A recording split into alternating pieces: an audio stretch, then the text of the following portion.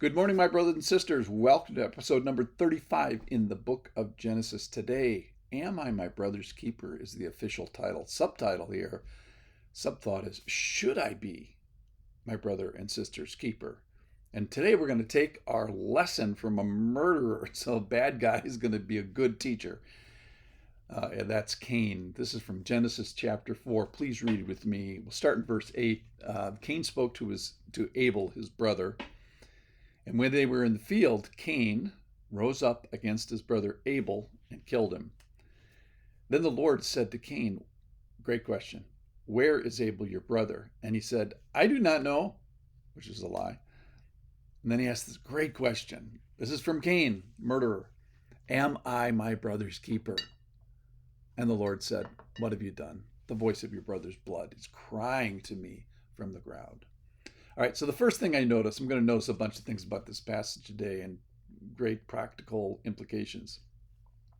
So we have the Lord involved on site and verbally manifesting his presence. Now they're outside the garden. Adam and Eve got kicked out of the garden a generation ago.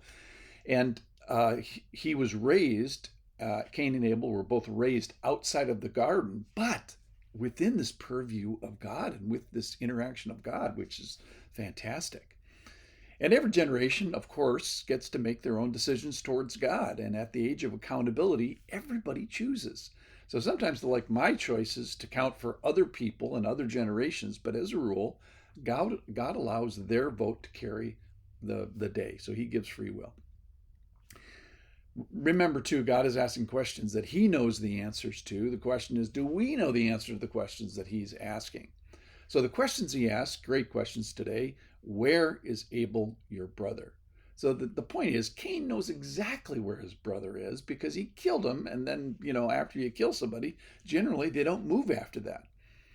So the second thing is that God knows where Abel is, both his body on the, buried or not buried in the soil, and also he knows where his soul is. So the Lord is the soul keeper, and God knows where every soul is. He notices this. So Cain just lies here, just this absolute in-your-face lie, which is, I do not know.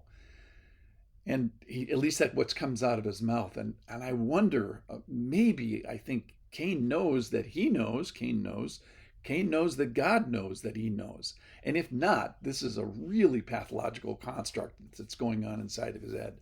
But the God of the universe is speaking with him, and he thinks he's pulling a fast one on God. It's just ridiculous. So he lies to God, number one. And secondly, he lies to himself by saying, in a sense, I am not my brother's keeper. Why should I care? He's saying, I am not my brother's keeper, and I shouldn't have this responsibility. So Cain, in response to, am I my brother's, then he asked God this question, am I my brother's keeper? As if to say to God, I'm not my brother's keeper, and I shouldn't have to have this responsibility. It's a great question.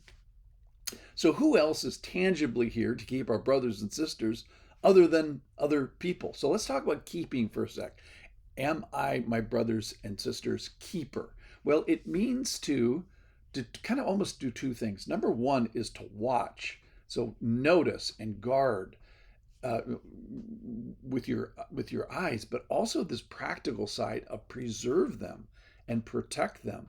So heed their life and protect their well-being. So it's kind of two parts. Number one is to notice, and the second is to keep. So am I my sister's keeper, or is this just anarchy and every man for himself out there? So this is given, the concept here is given in rebellion to this order and charge of God. The point is, we are keepers of those in the family, of those descended from Adam, which is everybody, of those in the family of God, and those who are in physical proximity, however you want to define this family. So let's pause right here and just ask two questions. Am I noticing my brothers and sisters, my other fellow humans? And then the higher call, which is, am I keeping them? So am I in agreement even with the very concept that I should be keepers of my brothers and sisters? And let's allow God the implied command here given by a rebel that I am my brother's keeper. And let's learn today by this excellent teacher and this terrible example who is Cain. Lessons from a murderer. So let's notice first and then watch over them, and we cannot keep what you do not watch. All right, so the Lord's response, he gets this other question, which is, what have you done? Ironically, it's the same question, exact same question he asked Eve, Cain's mother, so many years ago. Do you realize what you've done here? I know what you've done. Do you realize what you've done? Do you realize the consequences of your rejection? So so to Cain, he's saying, hey, you didn't give a good sacrifice. You gave the wrong amount. You gave the wrong kind. You gave it in a grouchy way. And I offered you mercy. I offered you grace. And all I asked you to do was change your behavior, change your attitude, change um, your offering, and you can be accepted. So every temptation is a way out. Every sin is a way back. And Cain says, no, I don't want it. So in conclusion today, let's start with the concept of agreement with God. Am I my brother's and sister's keeper? And know that outside of marriage, we have people that perhaps we don't exactly choose that we are supposed to think about, watch over, and maybe do something, protect and guard. He's placed us here not alone. So let's notice first, because you can't keep what you do not watch, and think about who in our world needs keeping, which is the answer, short answer is everybody. Let's keep our sisters and keep our brothers. Maybe that's by praying or writing or texting or making them cookies or something. And kind of ask the question, who's in my family? Well, it's everybody that's descended from Adam and Eve.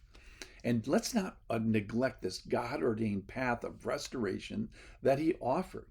So, Cain, I give you this way of grace, and he's saying no thanks. And he goes exactly in the opposite direction. He takes a life rather than guards a life, and then he lies about it. And tomorrow we're going to find he's going to complain about the consequences. So today, am I my brother's keeper? And first, let's answer the question correctly. Yes. And which brother and which sister can I keep today? Let's go find one. It shouldn't be that hard. Write a letter, call, text, reach out, protect, watch. Uh, Am I my brother and sister's noticer first? And then am I their keeper? Let's go keep our brothers and sisters today. Thanks for listening.